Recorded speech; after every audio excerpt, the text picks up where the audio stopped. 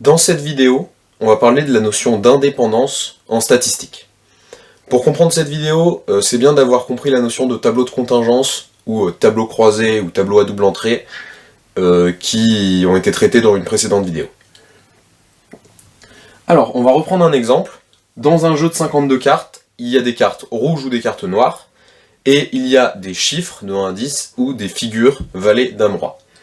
Donc on a 26 cartes rouges, 26 cartes noires, 40 nombres et 40 figures. Et 12 figures. Sur un tableau de ce type, ce qu'on appelle les marges du tableau, ou les distributions marginales, c'est juste la colonne totale ou la ligne totale.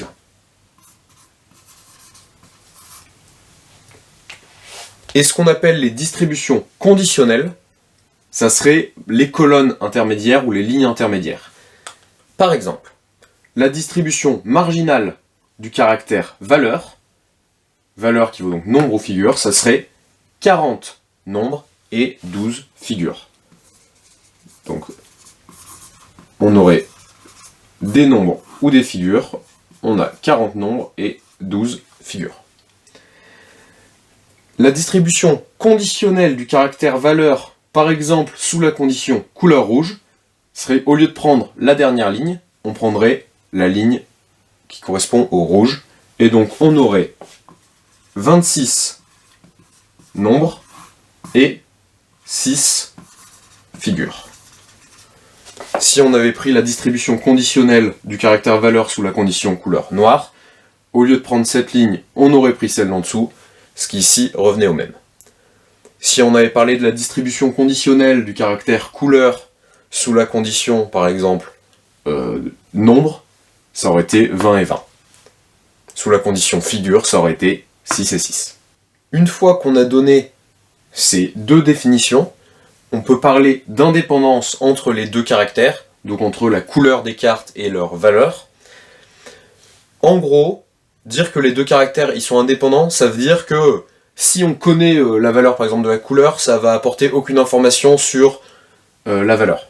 Typiquement, on tire une carte, on sait qu'elle est rouge, ça donne pas plus d'informations pour savoir si ça va être un nombre ou une figure. Et dans l'autre sens, ça marche aussi. On tire une carte, on sait que c'est une figure, ça va pas nous aider à savoir si la carte elle est rouge ou elle est noire. Une définition un peu plus rigoureuse de l'indépendance, ça serait de dire que nos lignes, par exemple la ligne rouge ou la ligne noire, ce sont à peu près les mêmes. Ce qu'on veut dire par à peu près les mêmes, c'est on aurait la même répartition nombre-figure. Donc en gros, nos lignes, elles sont proportionnelles. Ou alors nos colonnes sont proportionnelles. Donc l'indépendance, c'est si les distributions conditionnelles de x d'un caractère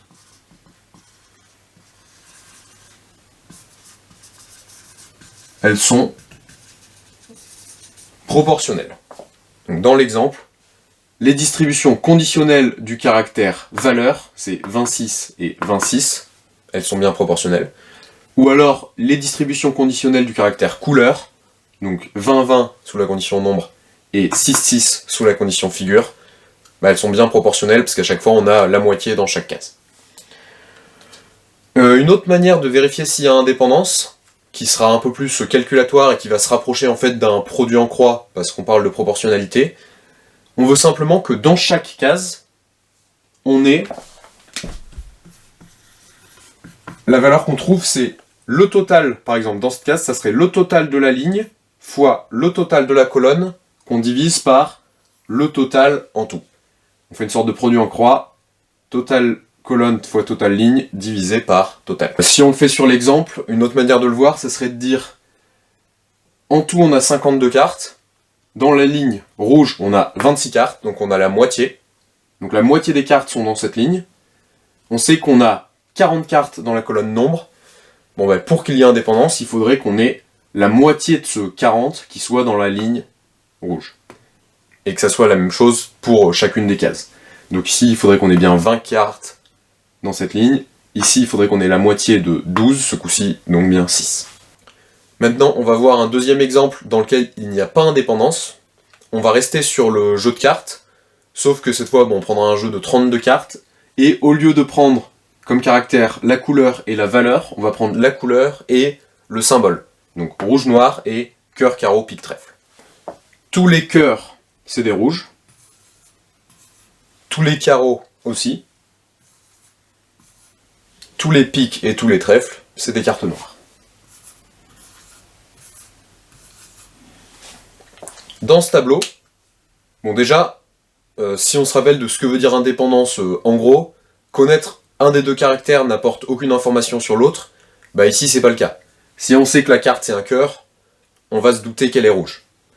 Si la carte elle est noire, on va se douter qu'elle va être soit un pique, soit un trèfle, donc on va déjà avoir une petite idée de quel sera le symbole de la carte. Donc on se doute qu'il n'y a pas indépendance.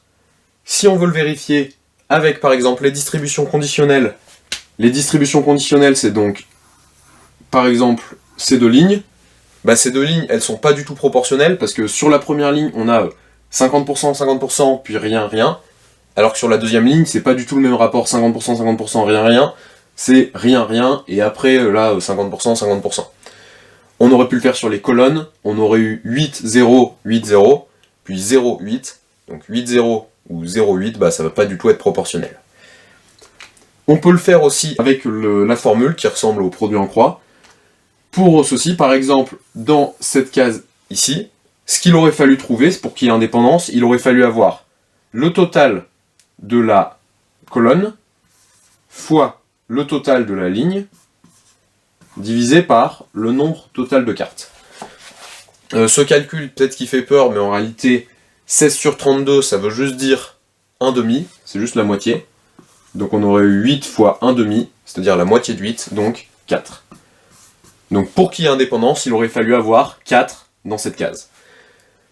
Si on essaye de le faire dans n'importe quelle autre case, ici, vu que les totaux sur les colonnes et sur les lignes sont les mêmes, il aurait fallu qu'on ait 4 dans chacune des cases. On vient de voir la partie théorique sur l'indépendance et les distributions marginales et distributions conditionnelles. On va passer à la partie pratique avec 3 exercices qui seront corrigés dans la prochaine vidéo.